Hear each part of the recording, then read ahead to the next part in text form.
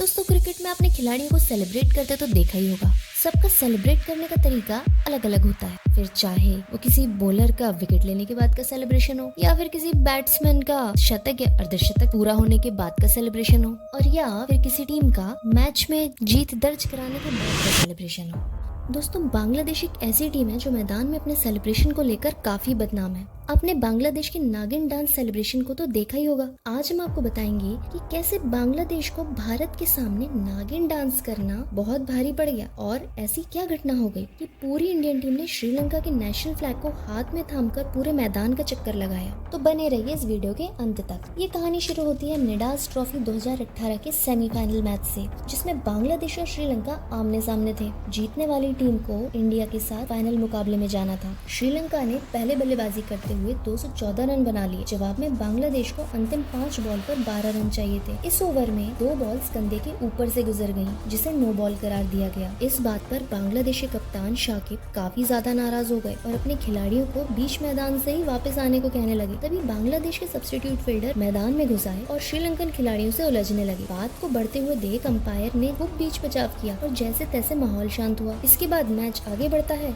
और महमदुल्लाह चौका और छक्का लगाकर बांग्लादेश को फाइनल्स में पहुंचा देते हैं। जीत के बाद ही बांग्लादेशी खिलाड़ी काफी उत्तेजित हो जाते हैं और बीच मैदान में ही नागिन डांस करना शुरू कर देते हैं। शाकिब अल हसन ने तो हद पार करते हुए अपना शर्ट निकालकर मैदान में दौड़ी लगा दी। और तो और बांग्लादेशी कुछ प्लेयर्स तो श्रीलंका के प्लेयर से उलझ भी गए। बांग्लादेश का श्रीलंकन खिलाड़ियों के साथ ऐसा बर्ताव कहीं से कहीं तक सही नहीं था, लेकिन इन नागिनों को ये पता नहीं था कि सपेरा हाथ में बीन लिए इंतजार कर रहा है, जो इन नागिनों की बीन बजाने वाला है। तारीख थी 18 मार्च 2018। यही वो दिन था जब श्रीलंका के प्रेमदासा स्टेडियम में इंडिया बांग्लादेश के साथ साथ श्रीलंका के भी सबसे ज्यादा दर्शक मौजूद थे। वजह साफ थी, श्रीलंकन फैंस भारत को जीतते हुए देखना चाहते थे, क्योंकि बांग्लादेश ने उन्हें काफी अपमानित किया था। विराट कोहली उपलब्ध नहीं थे, इसलिए भारतीय कप्तान रोहित शर्मा ने टॉस जीतकर पहले गेंदबाजी करने का फैसला किया। बांग्लादेश की पारी की शुरुआत करने तमीम इकबाल और लिट्टन दास आए। 27 रनों के बाद ही बांग्लादेश ने अपने दोनों ओपनरों का विकेट गंवा दिया। तमीम 15 रन बनाकर चहल का शिकार बने, तो वही लिट्टन दास का काम वॉशिंगटन सुंदर ने 11 के निजी स्कोर पर तमाम कर दिया। यूजी चहल ने 10वें ओवर तक सौम्य सरकार और मुस्तफिजुर रहमान को पवेलियन भेजकर बांग्लादेश का स्कोर 68 पर 4 कर दिया। बांग्लादेश काफी मुश्किलों में दिख रही थी, लेकिन शब्बीर एक छोर पर लगे हुए थे। आउट होने से पहले शब्बीर रहमान ने 50 बॉल पर 77 रन की ताबड़तोड़ पारी खेली और अंत में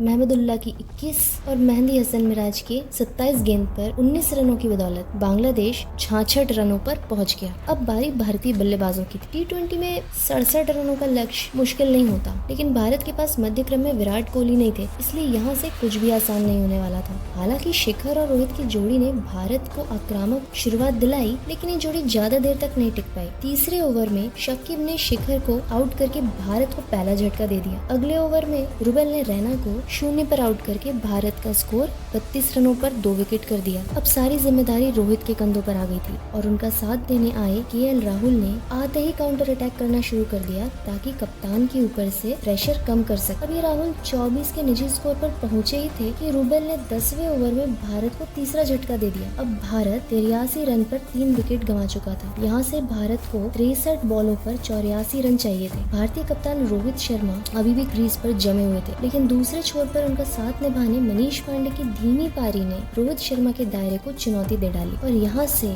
रन गति को बढ़ाने के प्रयास में रोहित शर्मा 56 रन के निजी स्कोर पर अपना विकेट गंवा बैठे। जैसे ही नजमुल इस्लाम ने उन्हें आउट किया, तो अपना फन फैलाकर रोहित के सामने ही नागिन डांस करने लगे, लेकिन अभी उनको ये अंदाजा नहीं था कि ये उन पर कितना भारी पड़ने वाला है।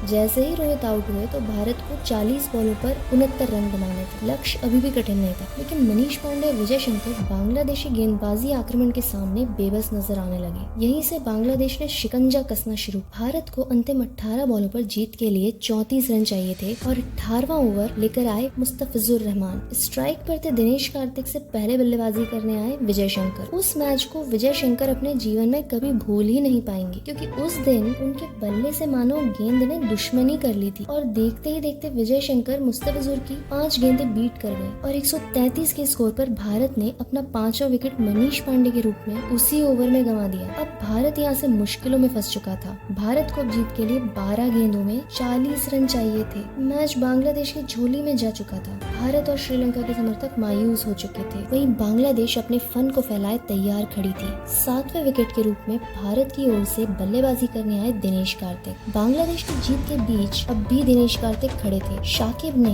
19वें ओवर के लिए अपने सबसे किफायती गेंदबाज रूबेल को बुलाया। रूबेल ने इस मैच में 3 ओवर में 13 रन देकर 2 विकेट हासिल किए थे। शाकिब 19वें ओवर में मैच को खत्म कर देना चाहते थे, इसलिए अपने सबसे प्रमुख गेंदबाज को गेंद सौंप दी। जैसे ही पहली गेंद रूबेल ने यॉर्कर डालने की कोशिश की, तभी स्ट्राइक पर दिनेश कार्तिक ने उसे लो फील्ड टॉस में बदलकर सामने की ओर छक्का जड़ दिया। ओवर की दूसरी बॉल हाफ बॉल ही थी, जिसे कार्तिक ने मिड विकेट के ऊपर से चौके के लिए भेज दिया। इससे पहले कि बांग्लादेश कुछ समझ पाता, कार्तिक ने तीसरी बॉल को भी फ्लिक करके लेग साइड पर छक्का जड़ दिया। कार्तिक इस मैच में बहुत ही गुस्से में थे, क्योंकि रोहित ने उन्हें काफी देर बाद बैटिंग के लिए भेजा, लेकिन कार्तिक के इन शॉट्स के बाद स्टेडियम में मायूस बैठे फैंस में विश्वास भर गया था कि यहाँ से मैच जीता जा सकता है। वहीं बांग्लादेश के डगआउट में हलचल मच चुकी। चौथी गेंद कार्तिक से डॉट हो गई, जबकि 5वीं बॉल पर 2 रन हासिल कर लिए। ओवर की लास्ट बॉल पर सबको लगा कि कार्तिक सिंगल लेकर स्ट्राइक अपने पास रखना चाहते हैं, इसलिए थर्ड मैन को सर्कल के अंदर रखा, लेकिन कार्तिक ने बड़ी ही चालाकी से रैम शॉट के जरिए इस बॉल पर भी चौका जड़ दिया।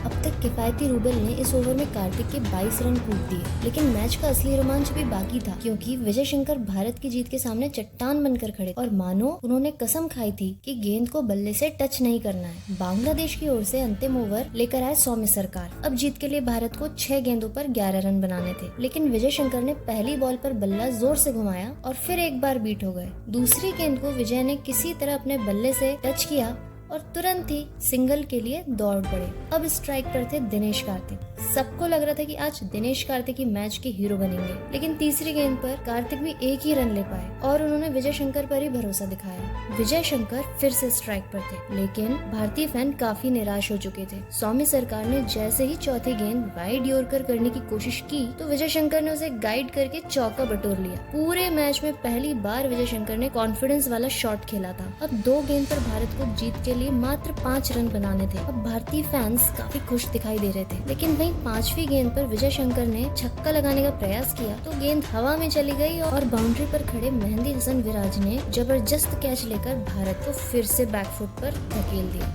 इस मैच में न जाने कितनी बार पासा पलटा। कभी लग रहा था कि बांग्लादेश जीत रहा है, तो कभी लग रहा था कि भारत जीत रहा है, लेकिन अब सब कुछ दिनेश कार्तिक के हाथों में था, क्योंकि अब भारत को ड्रॉ के लिए चौके की तो वहीं जीत के लिए छक्के की जरूरत थी।